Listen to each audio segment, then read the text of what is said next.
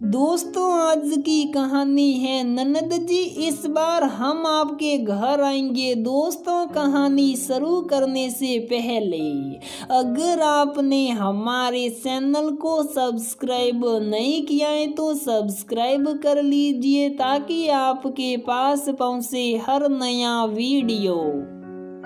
स्वाति ने बड़े अरमानों से ससुराल में कदम रखा। स्वाति खुश थी कि उसकी एक जेठानी है जिसके साथ मिलकर वो खूब गपशप करेगी और घर के काम भी मिलकर करेंगे, और एक बड़ी ननद भी है जो बड़ी बहन जैसा प्यार देगी, और एक छोटा देवर और ननद भी है जो उसके दोस्त बन जाएंगे। स्वाति की गृह प्रवेश की रस्म पूरी होते ही ननद विभा ने अपना सामान उठाया और दोनों बच्चों को लेकर चल पड़ी। स्वाति की सासू माँ, ससुर जी, जेठ जेठानी और स्वाति के पति राजन रोकते रह गए, लेकिन विभा मुंह ही मुंह में कुछ बोलते हुए गुस्से में चली गई और स्वाति कि जेठानी भी ननद से बार बार माफी भी मांग रही थी। भाई की शादी और बहन इस तरह चली गई। स्वाति को कुछ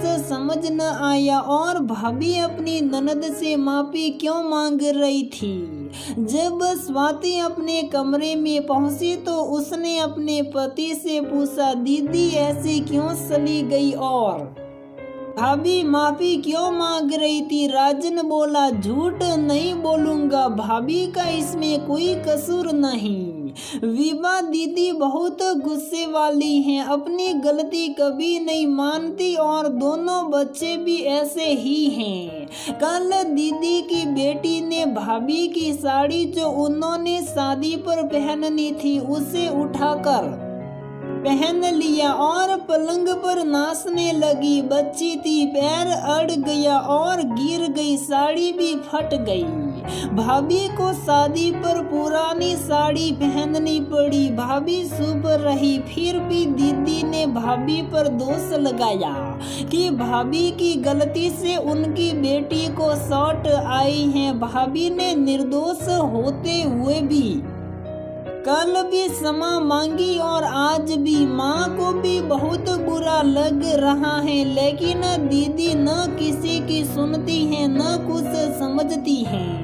भाभी तो जब से शादी करके आई है न ज्यादा बोलती है न कुछ कहती हैं, बस घर के काम में लगी रहती हैं। दीदी हमेशा भाभी से बहस करती हैं और भाभी को कुछ समझती ही नहीं। स्वाति बोली, दीदी को समझना होगा। घर में सब बहुत अच्छे थे, स्वाति की जेठानी भी बहुत अच्छी थी, हर गुण था उसमें, बस चुप रहती थी, किसी को कुछ नहीं कहती थी। जो हो रहा है होने दो, यही सोच थी जेठानी की। सासू माँ ससुर जी बिल्कुल माता पिता की तरह प्यार करते थे। स्वाति एक संस्कारी, घरेलू और समझदार लड़की थी, रिश्तों को जोड़ना जानती थी।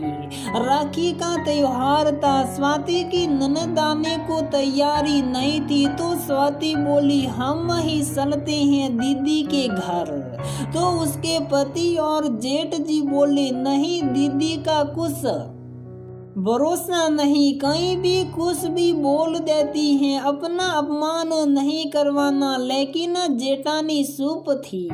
स्वाति बोली, जो रिश्ते बिखर गए हैं उन्हें समेटना तो है ना, अगर उन्होंने गलती की है तो हम भी गलत करें। त्योहार रिश्तों में मिठास भरने के लिए होते हैं। आपकी बहन त्योहार के दिन घर उदास बैठी रहे ये आपको अच्छा लगेगा। चलकर सारी कड़वाहट दूर कर लेते हैं, दीदी को भी अच्छा लगेगा। गलती तो कोई भी कर लेता है, लेकिन क्षमा तो विरले ही कर पाते हैं। हमें अपना फर्ज निभाना चाहिए। स्वाति की सासू माँ बोली, बेटा विभा का स्वभाव हम सबसे अलग हैं। बड़ी बहू भी बहुत मान सम्मान करती हैं अपनी ननद का और बहुत लिहाज भी करती हैं, लेकिन विभा समझती ही नहीं। तुम्हारा भी पहला त्योहार है, तुम अपने मायके जाने की तैयारी करो। स्वाति बोली, नहीं माँ जी, त्योहार तो सबके लिए होते।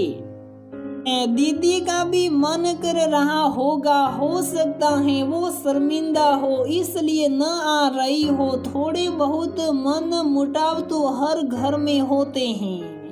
दीदी से गलती हुई है, लेकिन अगर हम उसी बात को दिल में रखकर बैठे रहेंगे तो रिश्ते कैसे चलेंगे। गलती किसी से भी हो सकती है, मुझसे भी हो है। हमें एक दीदी को एक अवसर तो जरूर देना चाहिए। दीदी के घर जाने के बाद ही मैं अपने मायके जाऊंगी। स्वाति अपने पति राजन और जेठ जेठानी के साथ अपनी ननद विभा के यहाँ पहुंची तो भाई भाभी को देखते ही विभा खुश हो गई। लग रहा था कि वो सचमुच शर्मिंदा हैं। दोनों भाभीियों को गले लगाया और बोली, ये तो आपका बड़पन है जो आपने छोटे होते हुए भी इतना बड़पन दिखाया और मैं बड़ी होकर भी बड़पन न दिखा पाई। आज मैंने आपसे सबक सीखा है कि क्षमा करना अवश्य आना चाहिए। आपका ये गुण मैं भी अपनाने की कोशिश करूंगी और अपनी गलतियों को सुधारने की कोशिश करूंगी। स्वाति बोली, दीदी जो चाहे करना, लेकिन पहले राखी बांध कर हमें नाश्ता करवा दीजिए। मैंने सुना है आप आलू पूरी बहुत बढ़िया बनाती हैं और साथ में बेसन का हलवा।